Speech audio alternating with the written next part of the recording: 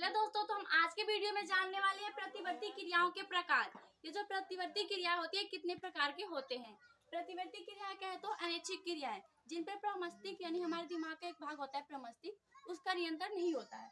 तो ये क्रियाएं क्या होती हैं, अनेक प्रकार की होती हैं। तो सबसे पहले हम ये जान लेते हैं क्या होती है प्राकृतिक या आबंधित प्रतिवर्ती क्रियाएं। यानी कि ये जो प्राकृतिक तथा आबंधित क्रियाएं हैं ये क्या होती है।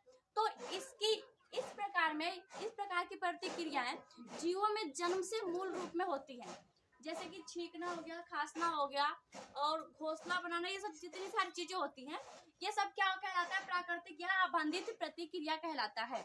और दूसरा है उपार्जित या अनुबंधित प्रतिक्रियाएं, यानी कि जो है उपार्जित या अनुबंधित प्रतिवर्ती क्रियाएं। ये क्रियाएं क्या होती है, ये क्रियाएं जीवों में अनुभव तथा सीखने के द्वारा विकसित है।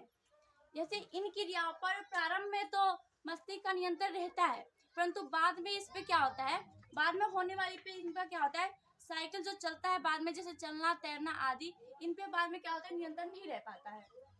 और अगला जान लेते हैं हम, तीसरा क्या है खांसना व छींकना। खांसना व छींकना ये भी क्या है प्रतिवर्ती क्रिया का एक रूप है। तो इसमें क्या होता है श्वसन मार्ग में भारी व ठोस कण के आ जाने से फेफड़े तेज गति से वायु को बाहर निकालकर उच्च दाब द्वारा ठोस कणों को क्या करते हैं बाहर निकालने का प्रयास करते हैं, और जिसमें क्या होता है खांसना व छींकना का क्रिया शुरू हो जाती है।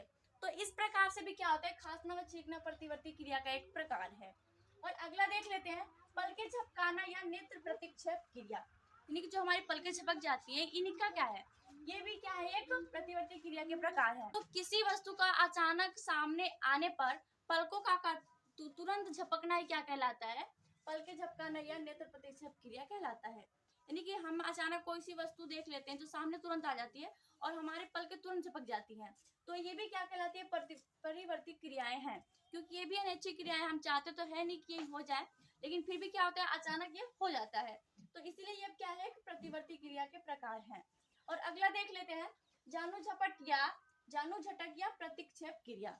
जानू झटक या प्रतिक्षेप क्रिया क्या होता है, तो यदि किसी व्यक्ति को स्टूल अथवा मेज पर बैठाकर उसके घुटने थपथपाया जाए, यानी कि मैंने क्या बताया, यदि कोई व्यक्ति हो उसको स्टूल या उसे मेज पे बैठाकर उसके घुटने को थपथपाया जाए और तथा उसकी टांग स्वतः ही झटके के साथ उठाकर आगे बढ़ा दिया जाए, यानी उसके टांग को झटके के साथ उठा के आगे बढ़ा दिया जाए, तो यही यही क्या कहलाती है प्रतिवर्ती क्रिया कहलाती है। ये भी क्या कहलाता है प्रतिवर्ती क्रिया कहलाता है।